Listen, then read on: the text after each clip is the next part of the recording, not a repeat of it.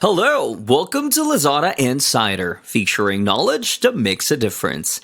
We share trusted insights, forward-looking perspectives, and exclusive expert interviews to keep you ahead of the curve. Hello, everyone. Welcome to another episode of Lazada Insider Consumer Insights series.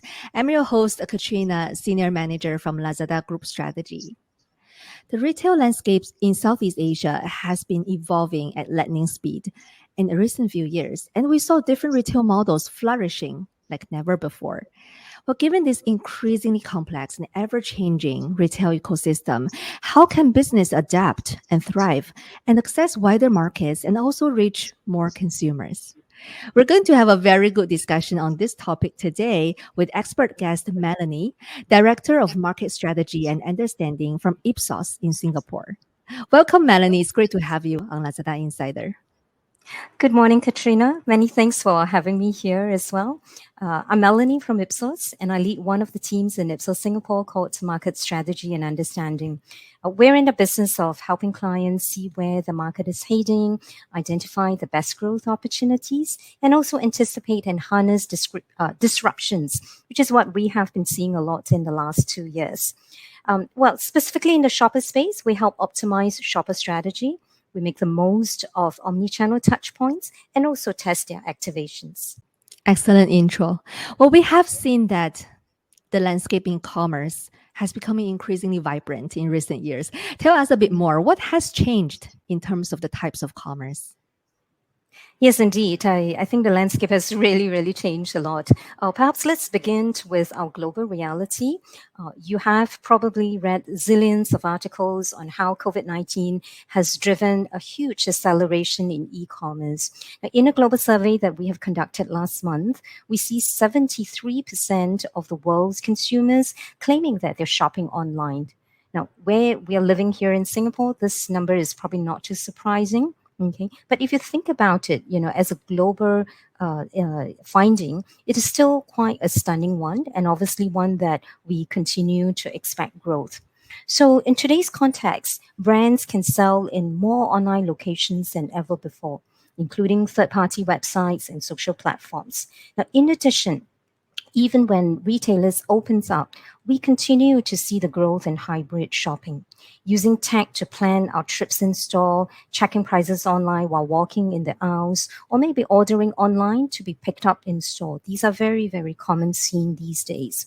Now, the new world that is technology enabled and fully disrupted has really led us to a scene where digital commerce channel is proliferating. It is also fragmenting as well. So as a result of that, we have seen different types of commerce surfacing aside from e-com, m-com. There is v-com, AR, VR, D2C, which is direct to consumers, on demand, or sometimes we call it quick commerce, social com, live streaming, and so on. Okay.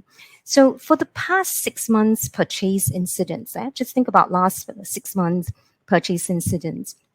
Using some of these newer commerces, our global numbers is showing that this is nearly half of the traditional e-commerce types. So we certainly is seeing a strong uptake. It will get stronger as we pass, and particularly stronger in some of the bigger markets such as China, India, Mexico, and Brazil. Now, Southeast Asia will catch up, but perhaps a little bit slower than some of the bigger markets.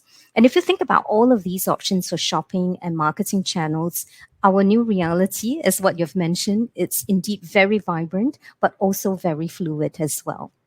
So how do you foresee this dynamic that you described will be like in the next 3 to 5 years? I think in the next 3 to 5 years, things are just going to go with where we are seeing the new types of commerces surfacing right now, but just going a little bit more in depth into trying out some of the commerces. Some commerces may strive better than others. It's something that we should watch out for.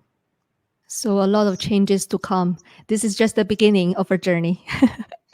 So you mentioned about the coexistence of different types of commerce. So this complexity of the coexistence Mm. of, this vibrant kind of commerce scene actually leads to a new retail concept that Ipsos actually described in a recent paper. The term is called convergent commerce. What Mm. exactly is convergent commerce? Now, there are many names to this, right? Some people call it commerce anywhere, new retail, future retail, smart retail, or maybe even retail 2.0. And we call it convergent commerce. Now, essentially, convergent commerce means we're seeing the blurring of channels and touch points. Okay. Now, at the same time as purchase channels and touch points are increasing, digital and physical environments are also converging. So they used to be different, right? Point of sale, be it online or offline, used to be just about closing the sale. It is not the case anymore. Now think about maybe using QR code in store to look at pricing, promotion, product information, recipe, ingredients, and so on. Now think about maybe people shopping at home, at work, or in store using VR and really getting into the game.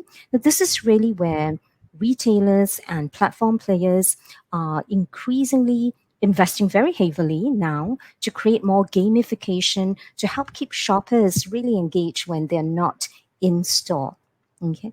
Now then there is also the story of showroom. Yeah. Okay. One of the transition that is happening, it's many of them are not even selling the products anymore.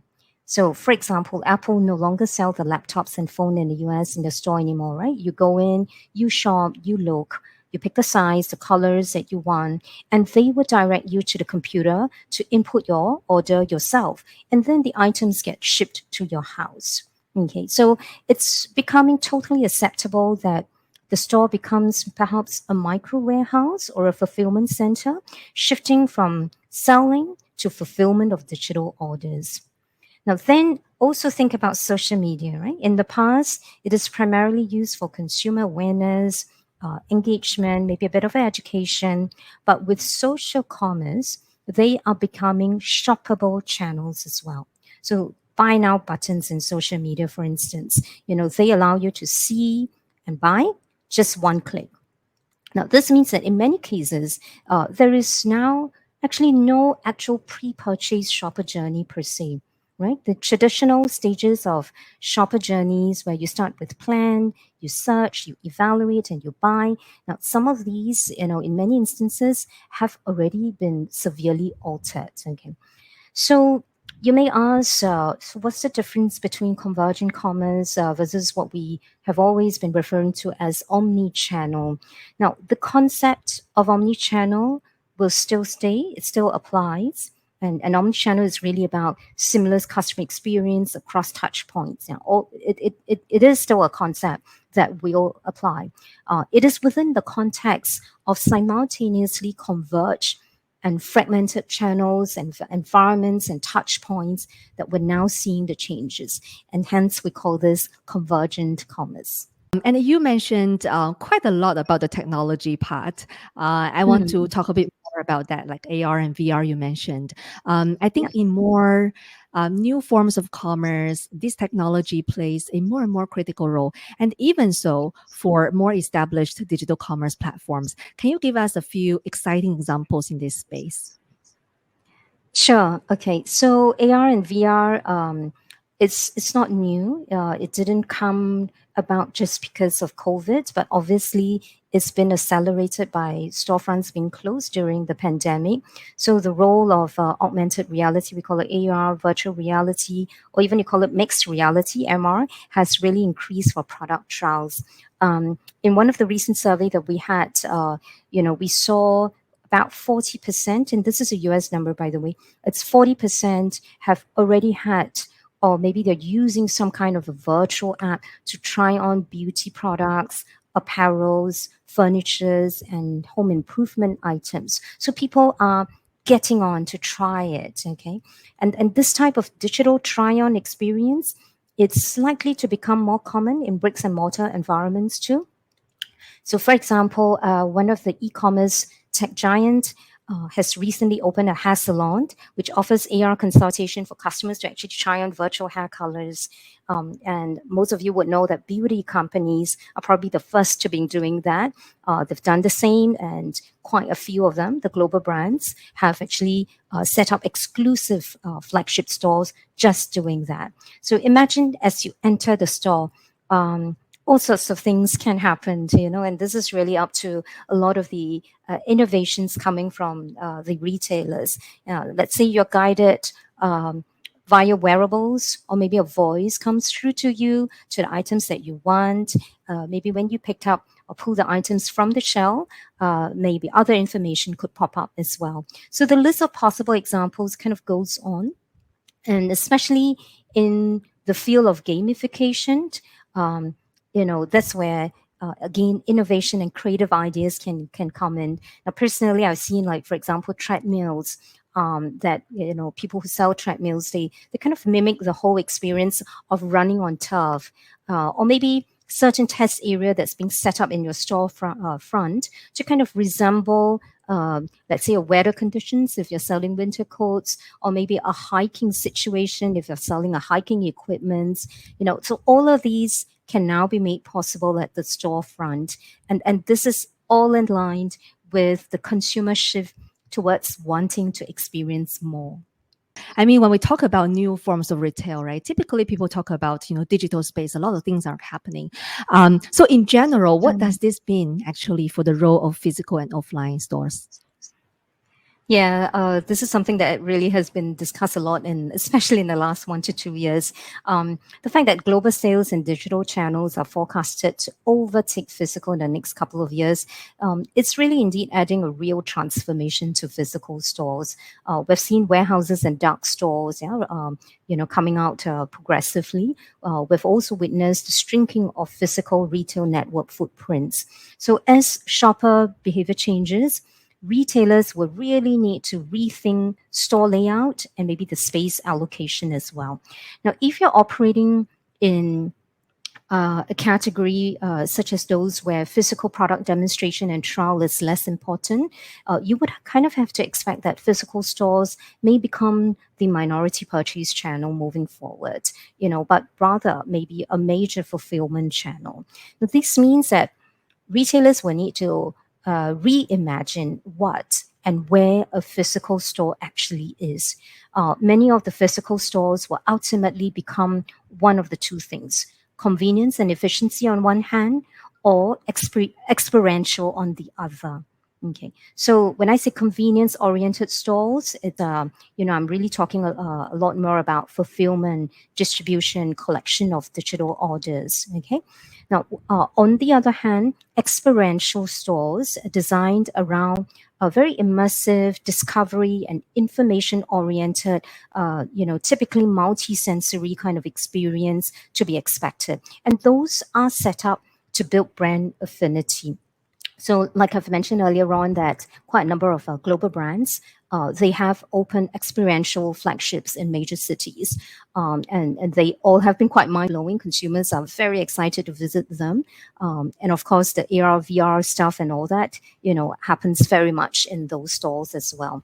So, one other thing I wanted to kind of point out that, all of these experiential stores, they don't necessarily have to be based on a permanent site also. So it doesn't mean that you need to have a permanent location. Okay, we've again seen brands having pop-ups. Those are increasingly appearing in very urban spaces. Maybe not even designated for retail to begin with. It could be a park, a garden, a town square, or even car parks as well. So the concept is changing. Nothing is fixed at the moment. It's really who you see you're serving, and where is the best location, the best environment to bring about these experiences. So I mean, in short, to me, there's a lot of rooms for innovation for retailers. But the point here is that you got to rethink, you got to reimagine the roles of physical stores.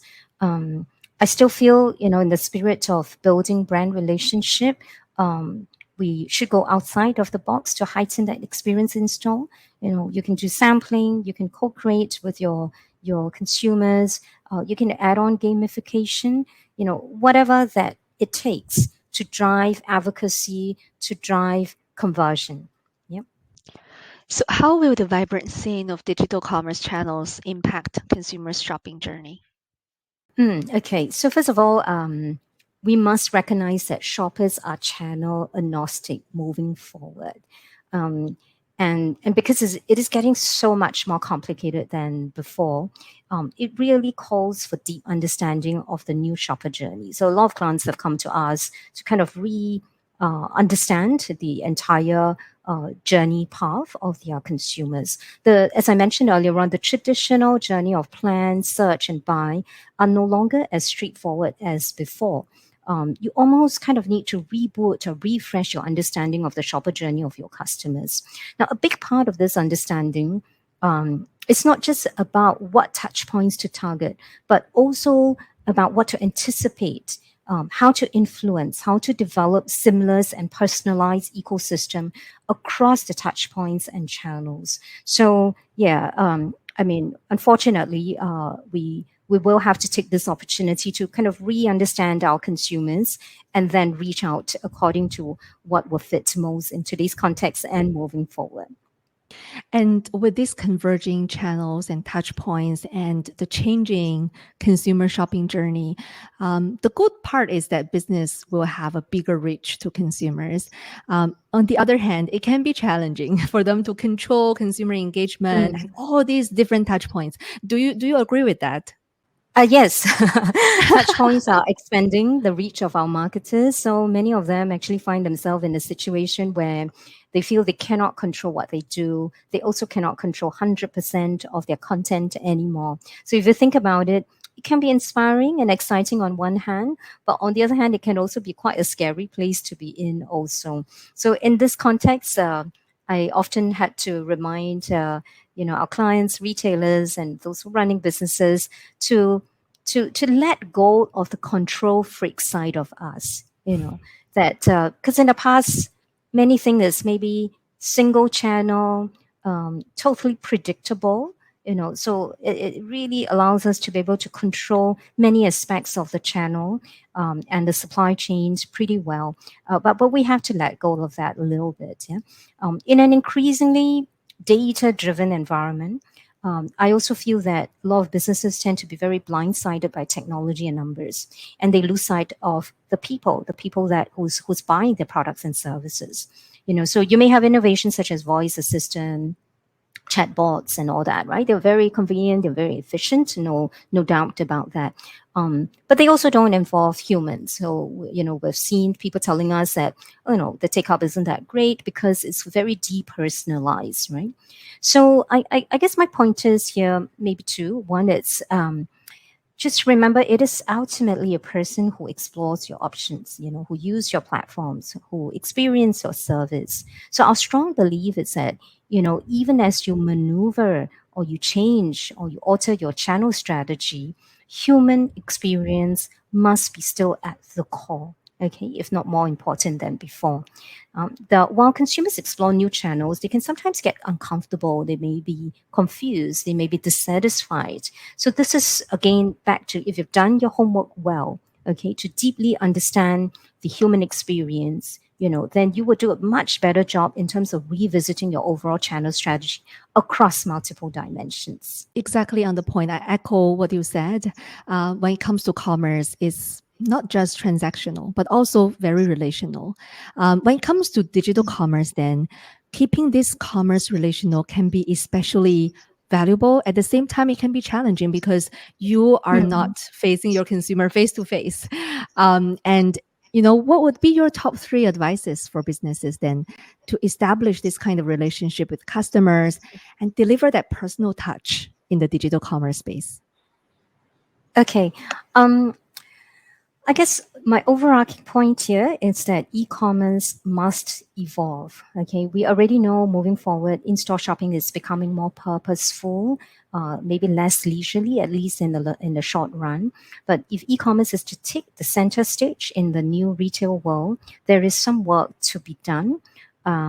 We see many cases e-commerce is often still rooted in its very transactional design, making it unable to fulfill the broader role of what customers or consumers are looking for. So it has to evolve to offer more of an experience, like I mentioned earlier on, to be able to optimize for browsing, discovering the brands and products.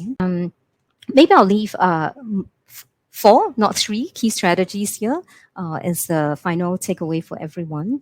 The first point, it's really about understanding how consumer experience is evolving. Okay, every category will have different speeds and intensity of change. So, as a marketer yourself, you got to understand what are the needs, motivations, and touch points of your consumers, and whether your brand has actually delivered consistently from start to end.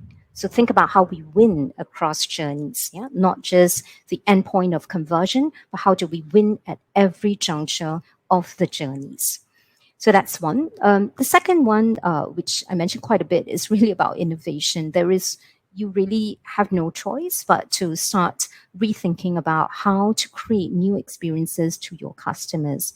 Your competitor setting has changed, so you got to add some excitement. You got to add some new solutions, new offers. Is it a new direct to consumer model? Do you have compelling subscription or maybe digital apps to engage with your consumers? So innovation, in short.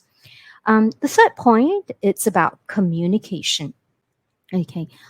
You may have the best experience, but how do you create that emotional connection and personalization to meet your shopper's specific profile? So also make sure you understand your shoppers' profiles, whether they have changed, especially in the last 2 years. Do you have new profiles, new segments to reach out to? Now, how do you activate the various touch points? And very importantly to me, it's leveraging influencers in digital channels as well. Okay. But the last point will be easy. It is about activation, right? With all of these efforts being made to kind of revamp your channel strategy, how do I optimize overall navigation and customer experience online? Okay. There's a lot more room for innovation offline, but sometimes when it comes to online, again, back to what I've mentioned earlier on, a lot of the websites are still very much rooted in transactional design. So how do we build that experience? How do we build loyalty and advocacy further? Really activate through optimized engagement and conversation. So that will be my last 4 points. Excellent. Do you have any other final thoughts you would like to share with the audience here? No, I guess online is here to stay, so we will have to get it right, by ensuring our websites are presenting, organizing, and informing consumers of the products, right? But it's also about relevancy and engaging, because there are so many choices out there that I can reach out to and remember all the various commerces as well. So we do need to make sure that the approach is tailored to the consumer's mindset, and nothing beats anything more than your understanding of what is best, whether it's in store or online for your consumers. Thank you. Thank you very much, Melanie. I believe the journey of retail evolvement has just begun, as we discussed. And as consumer needs actually continue to evolve, and with more technology breakthroughs, more commerce models probably would emerge. But what you shared today, Melanie, right? Understanding consumer experiences, keeping the innovation coming, communicating very effectively through human touch, and optimizing the activation part, all these will remain imperative in the long run. So thanks a lot, Melanie, for coming on to Lazada Insider and for the great sharing with us. Thank you. This is Lazada Insider. We hope you enjoyed this episode. Make sure you click follow and subscribe so you don't miss our latest insights and expert interviews. Thanks again for joining us. Until next time, take care.